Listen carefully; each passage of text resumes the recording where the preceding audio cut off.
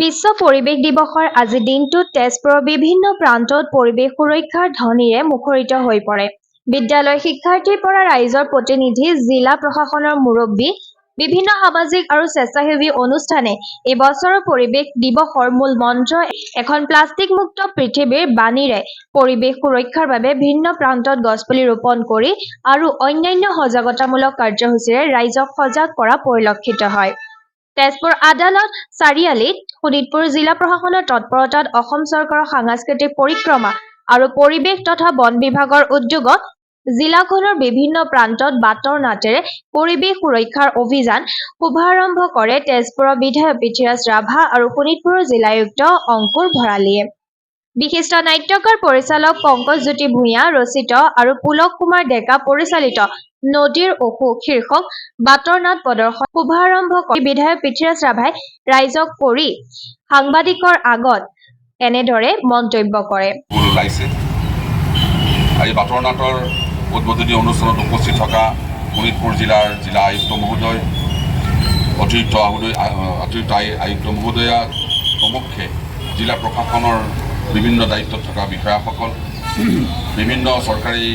বিভাগৰ বিষয়াসকল, কৰ্মচাৰীসকল আৰু উপস্থিত ৰাইজ। পংকজজ্যোতি ভূঞাই লিখা এখন নাটক নদীৰ অসুখ 15 মিনিটীয়া এখন বাটৰ নাট। এই বাটৰ নাটখনৰ পৰিচালক পুলক কুমাৰ ডেকা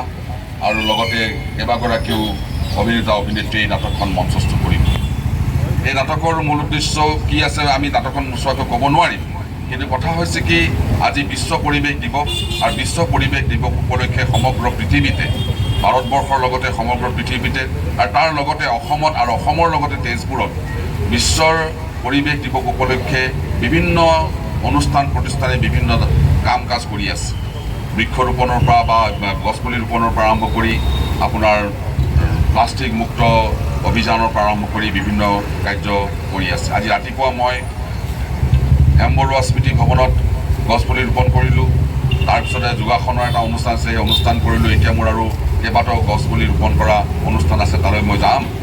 অতিৰিক্ত জিলায়ুক্ত কবিতা কাকতি কোঁৱৰ, শোণিতপুৰ জিলা সাংস্কৃতিক উন্নয়ন বিষয়া সৌৰভপানী ফুকন, জিলা তথ্য আৰু জনসংযোগ বিষয়া অংকিতা গগৈকে ধৰি একাংশ বিশিষ্ট ব্যক্তিৰ উপস্থিতিত শোণিতপুৰ প্ৰেছ ক্লাব, তেজপুৰৰ কাৰ্যকৰী সভাপতি পংকজ বৰুৱাই ধৰা এই শুভাৰম্ভণি অনুষ্ঠানত জিলায়ুক্ত অংকুৰ ভৰালীয়ে ভাষণ প্ৰদান কৰি এনেদৰে কয়। প্ৰশাসনৰ বিষয়াসকল আৰু ইয়াত উপস্থিত সংবাদ মাধ্যমৰ বন্ধুসকল আৰু শ্ৰদ্ধাৰ ৰাইজ আৰু লগতে এই বাটৰ নাটৰ শিল্পীসকল, আমি প্ৰথমে সকলোকে ওলগ জনাইছোঁ। আৰু আজি এই দিনটোৰ এক বিশেষ তাৎপৰ্য আছে। আমি চাৰিওফালে দেখিছোঁ কি ধৰণে পৰিৱেশ বিনষ্ট হৈছে বা কি ধৰণে এনভাইৰনমেণ্টেল ইমবেলেঞ্চৰ কাৰণে আমি বিভিন্ন ধৰণৰ অৱস্থাৰ সৃষ্টি হোৱা দেখিবলৈ পাইছোঁ। কেনেকৈ ক্লাউড বাৰ্ষ্ট হয়, কেনেকৈ অতি বেছি বৰষুণ হৈ পেলাই বিস্তৰ ক্ষতি সাধন কৰে। গতিকে ইয়াৰ এটাই উপায় আছে, আমি কেনেকৈ পৰিৱেশটো সুন্দৰকৈ ৰাখিব পাৰোঁ, কেনেকৈ আমি গছ ৰোপণ বঢ়াব পাৰোঁ, কেনেকৈ আমি প্লাষ্টিক আৱৰ্জনা মুক্ত কৰিব পাৰোঁ। এইবাৰ পৰিৱেশ দিৱসৰ এক বিশেষ বিষয় বা যিটো এইবাৰ মূল বিষয় লৈছে সেইটো হৈছে প্লাষ্টিক মুক্ত বিশ্ব। গতিকে আমি প্লাষ্টিকৰ ক্ষেত্ৰত আজি ইয়াৰ পৰা এই স্থানৰ পৰাই সকলোলৈকে মই আহ্বান জনাইছোঁ যাতে আমি যিটো আমি এবাৰ ব্যৱহাৰ কৰা plastic, one time use plastic বুলি কওঁ, সেইটো ব্যৱহাৰ যাতে আমি একেবাৰে নাইকিয়া কৰোঁ। আমি বজাৰ সমাৰলৈ গ'লে নিজে যাতে মোনা লৈ যাওঁ আৰু যিমান প্লাষ্টিক দোকানবিলাকত দিয়ে বা দোকানীবিলাকে দিয়ে সেইটোৰ ক্ষেত্ৰতো যাতে আমি নিজে নলওঁ। আৰু লগতে আমি আগতেও কৰা হৈছিলে, পুনৰবাৰ আকৌ এই ছিংগল ইউজ প্লাষ্টিকৰ বিৰুদ্ধে আমিও এক প্ৰশাসনৰ ফালৰ পৰা আমি অভিযান ল'ম যাতে আমি প্লাষ্টিক মুক্ত কৰিব পাৰোঁ। ইয়াৰ পিছতে তেজপুৰৰ দক্ষ নাট্যশিল্পী পুলক কুমাৰ ডেকাৰ পৰিচালিত আৰু পংকজজ্যোতি ভূঞা ৰচিত নদীৰ অসুখ শীৰ্ষক বাটৰ নাটকখনত তেজপুৰৰ একাংশ নিৰ্বাচিত জনপ্ৰিয় নাট্যশিল্পীয়ে বলিষ্ঠ অভিনয়েৰে প্লাষ্টিক মুক্ত পৰিৱেশ গঢ়াৰ ওপৰত ৰাইজৰ মনত সজাগতাৰ সৃষ্টি কৰে। চলিলৈকে ধৰি আহিছিল নহয় এই কেনেকে মৰিছিল কচোন মই কৈছো শুন ডিঙিত প্লাষ্টিক লাগি লেতেৰা জাবৰ জোথৰবোৰ ডিঙিতে লাগি আহে মই তহঁতক বুজাবলৈ পৰা নাই নহয় এই বকুল আৰু জবা কলৈ গ'ল এই বকুল জবা এইফালে আছো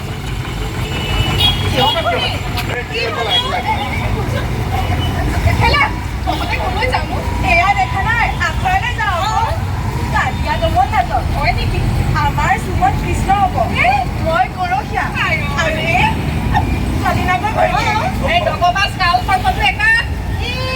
সেইটো আমি কালিৰ পৰা বিচাৰি ফুৰিছো বিচাৰিয়ে পোৱা নাই বিচাৰি ফুৰিব নালাগে ৰ তহঁতে যদি এইটো ভাৱত কাকো পোৱা নাই এই ডগবাজ কৰোণাটোকে ল'ব পাৰি এটা কাম কৰো আমি এখানে পেলা যাম